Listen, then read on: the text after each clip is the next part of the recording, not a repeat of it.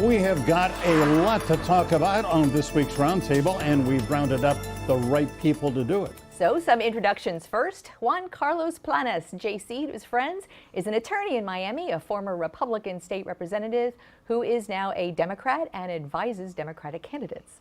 Justin Sayfie is a lawyer, our political guru, former spokesman and policy advisor to Governor Jeb Bush, and currently is a partner at Ballard Partners in Washington. Hello, everybody. JC, Good morning. Justin, good morning. Good afternoon now. We're great to see you. Yep. I don't know if you just heard the conversation we had with the two current state lawmakers, but JC, let me just ask you, do you have any realistic expectation that the current legislature is going to do anything to crack down on all the dark money? I mean, dark money that was involved here, more than $500,000 in the state Senate district races? Michael, we have to be very frank. We can call it dark money, but Florida is a pay-to-play state, and many people know this. The truth is that the $500,000 that were raised, put into proclivity, perhaps, and then put into these political committees, that doesn't happen without people at the top knowing. So we can call it dark money, but somebody donated that money. Somebody asked whoever donated that money to do so, and we have to operate under the account that, people knew that this was happening. Well, people might have known, but the public didn't know, and I can tell you that firsthand based on emails that we've gotten since our reporting. Justin, I'm not going to call it dark money. Let's call it mystery money, because it is mysterious, and it's perfectly legal to be mysterious, no doubt. There is no problem with being mysterious money, but candidates can't have mysterious money. If you were a candidate, I could see who donated to you. So somebody doesn't want people to know that they funded a fake candidate. Ethically, why aren't people outraged about that? Well, I'm outraged about it. I think it's absurd, and I think the Florida legislature should do something about it. I don't have a problem calling it dark money, because I take JC's point that somebody knew, but not many people know, and we as the voters deserve to know. We need to know who funded this campaign to the tune of hundreds of thousands of dollars. There's a way to fix it. The Florida legislature can fix it if they want to. They don't have to allow these dark money infusions of cash into these campaigns. That's one of the things they should fix.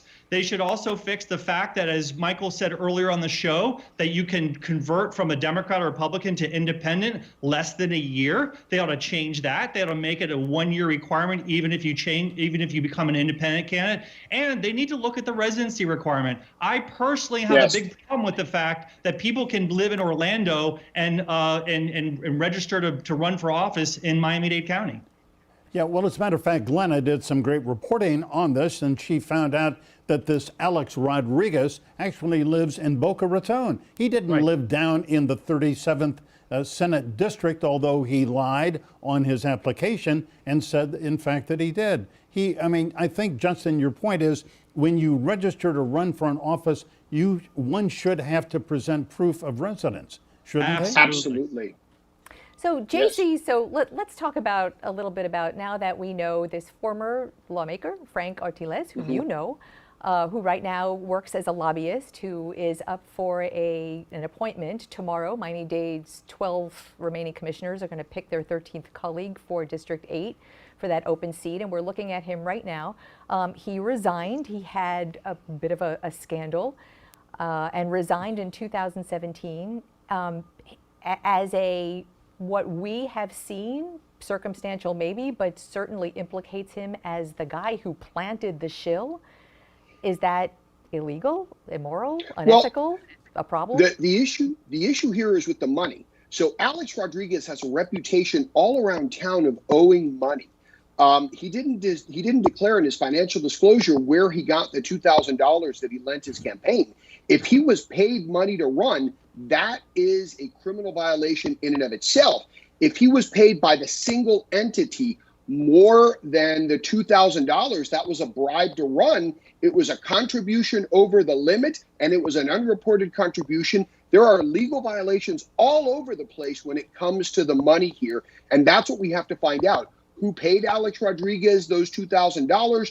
Where did he get them? and where did they originate from, and that's where the criminal violations are going to be. So can I just go back to my original question? Here's this former lawmaker who may be a Miami-Dade commissioner named tomorrow.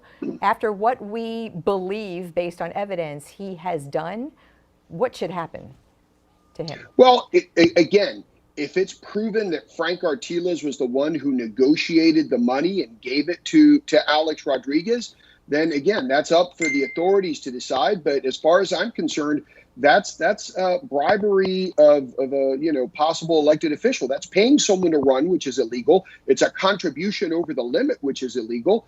And then we can see who was pulling Frank Artiles' strings, because I'm pretty sure somebody must have. All right, sit tight. We'll be right back with more Roundtable in a couple of minutes. Thank you.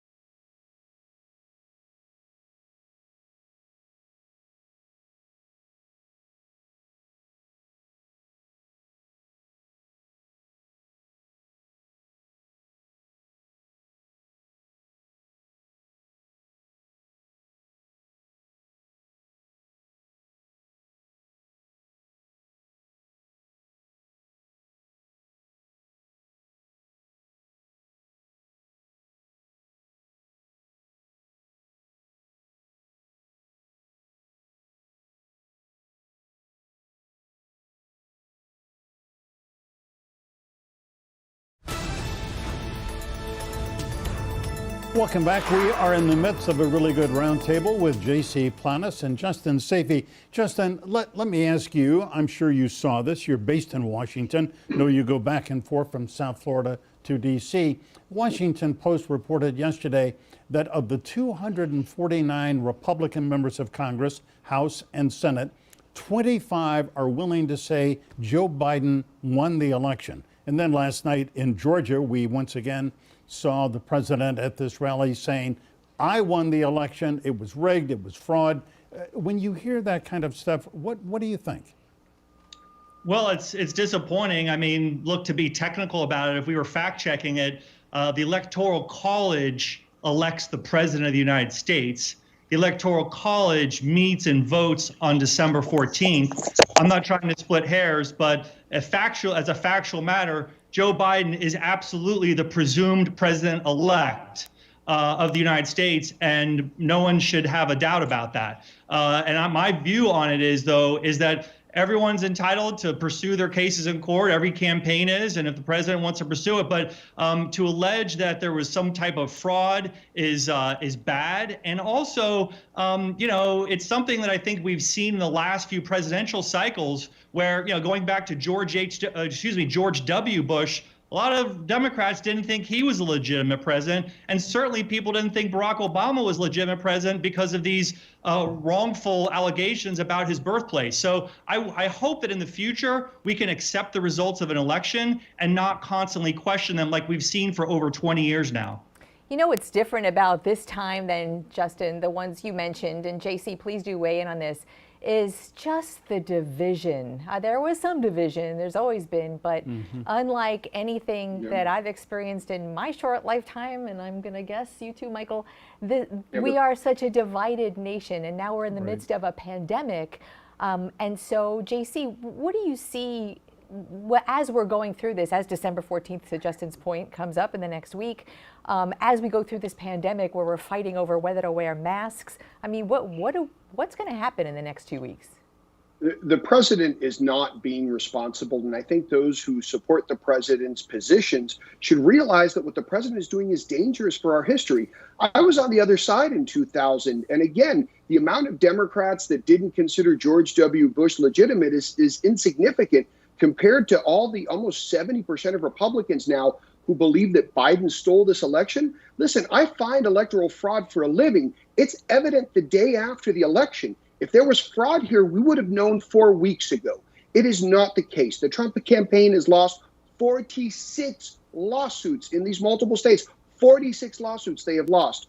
There was no fraud. It is time to move forward. And the fact that Trump is trying to lead his followers into a very dark place is very scary for America. This is not something that I or probably Justin ever thought we'd see in this country. Yeah, well, for what it's worth, I think the continued refrain that this was stolen from me by the Democrats erodes the fundamental kind of principles of this country. I mean, we have to believe in our elections and salute the people who win them and give them our trust. I think trust. Michael, yeah. If there was any sort of conspiracy, it would have come out. Conspiracies don't work in the modern age with social media. If anyone was involved in switching votes, we would have seen it already. This is theater, and it needs to end right away to protect our republic. Well, and I would say I agree, but I would also say that people who are critical now also should be critical of the fact that many Democrats, after Donald Trump won 4 years ago, alleged that Vladimir Putin, the president of Russia, put Donald Trump in office. Yes, there's absolutely evidence of Russian interference, but if there was a poll taken by Reuters 2 years after the election in 2018, and a majority of Democratic voters believed wrongfully the conspiracy theory that Donald Trump colluded with the Russians to win the election. So that was wrong too. There was absolutely no evidence of any collusion between the Trump campaign and Russia. But yet the Democrats at the time pushed that, and we had to have a special counsel, Robert Mueller, get to the bottom of it to investigate it. So I think that, to my point that I said earlier, we need to start accepting the results of the election. Just because the person you don't want to win didn't win doesn't mean that it was wrong. So can I just put the headline here as we say goodbye is, can't we all just get along? Justin, Sayfie, JC Planas, great to have you. Thanks so much. Thank you both.